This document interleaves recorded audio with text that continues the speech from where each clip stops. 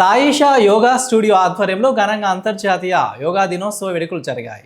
ముఖ్య అతిథులుగా శాసనసభ్యులు డాక్టర్ చదలవాడ అరవిందబాబు పలువురు వక్తలు పాల్గొన్నారు. ఈ ఏడాది అంతర్జాతీయ థీమ్ అయిన ఆరోగ్యకరమైన వృద్ధాప్యం కోసం యోగాను పురస్కరించుకొని ఈ ప్రత్యేక కార్యక్రమాన్ని నిర్వహించారు.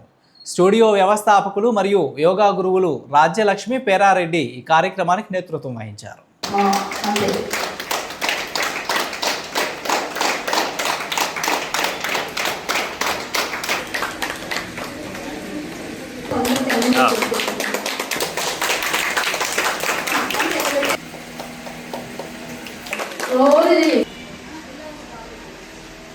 పెండుక కొబ్బరి పువ్వు బుట్ట తీయండి, ఏది బాగుంటుంది. నమస్కారం లేదు, నమస్కారం.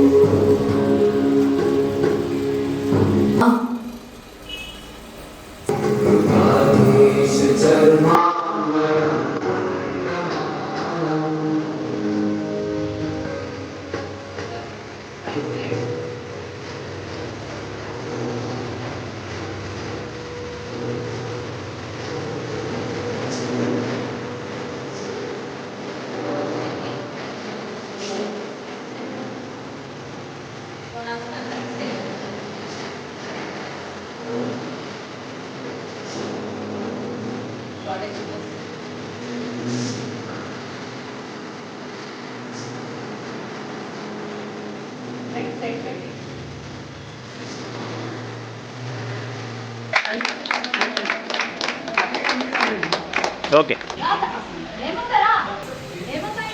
మానసికంగా శారీరకంగా అందరూ కూడా సంతోషంగా ఉండాలని చెప్పి తెలియజేస్తూ, యోగా చేసే ప్రతి ఒక్కళ్ళు కూడా యోగా యొక్క ప్రాముఖ్యత తెలుసుకోవాలి. యోగా వల్ల మనకి చికాకులు, మరి కష్టాలు, దుఃఖాలు ఇవన్నీ కూడా దూరం అవ్వాలి.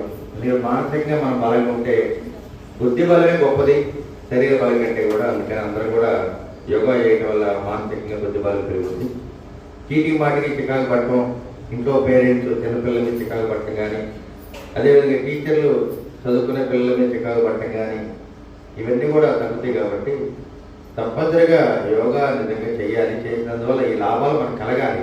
ఇతర దేశాల వాళ్ళు దీన్ని బాగా ఫాలో అవుతారనమాట. ఈ పతంజలి గారు మనకు ఒక యోగానే కాకుండా ఆయుర్వేదాన్ని ఇచ్చారు, అలానే భాషను కూడా ఇచ్చారనమాట. మంచి భాషను కూడా ఇచ్చారు. ఆయనకు ముందుగా మనం నమస్కారం చేసుకుందాము. తర్వాత వచ్చేసి ఒకే ఒక్క మాటలో చెప్తున్నాను, యోగ చిత్తవృత్తి నిరోధ. యోగా అనేది మనలో ఉన్న చిత్త వృత్తుల్ని బయటికి పంపించేస్తుంది.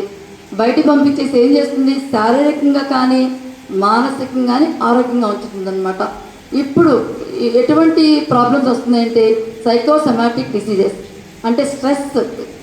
ఈ లైఫ్ ఎలా ఉంటుందంటే ఇప్పుడు లైఫ్ స్ట్రెస్ అనమాట. అంతా స్ట్రెస్, యాంగ్జైటీ వీటితో ఉంటుందన్నమాట.